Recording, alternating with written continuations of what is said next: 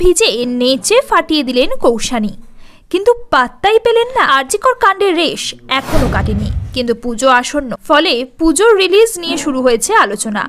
বহুরূপী ঘিরেও আলোচনা কম নয়। বিশেষ করে শিবপ্রসাদ এবং কৌশানীকে নিয়ে অনেকেই নানা কথা বলছেন। আর গতকাল অভিনেত্রী যেভাবে সকলের সামনে নিজেকে তুলে ধরলেন যে বলার ভাষা নেই। কেন?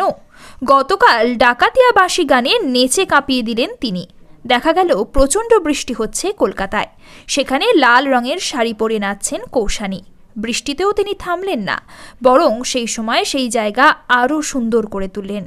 সঙ্গে নাচছেন বহুরূপীরা, প্রত্যেকের মুখে মুখোশ লাগানো, এক একজন এক এক রকম সেজেছেন, আর তার মধ্যে অভিনেত্রী নাচছেন। একটা সময় পর তিনি ডেকে নিলেন শিবপ্রসাদকে।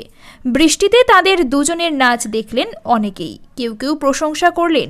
দুজন তারকাকে নিউ মার্কেট এলাকায় একসঙ্গে দেখে দাঁড়িয়ে পড়লেন অনেকেই। কিন্তু অভিনেত্রীর এই নাচ দেখেও কেউ কেউ আরজিকর কাণ্ডের অভিমুখ পাল্টে গিয়েছে এমনও বলছেন। তাদের কথায়, আপনারা কি করে এত সহজে সবটা ভুলে গেলেন? আবার কেউ বললেন, শেষমেশ রাস্তায় নামতে হলো। আবার কারোর কথায়, কোনোভাবেই ছবি চলবে না। এখানেই থামলেন না তারা। অভিনেত্রীর একটি ভিডিও ভাইরাল হয়েছে, যেখানে দেখা যাচ্ছে কৌশানী ভিজে একাকার এবং চারপাশে অনেক লোক।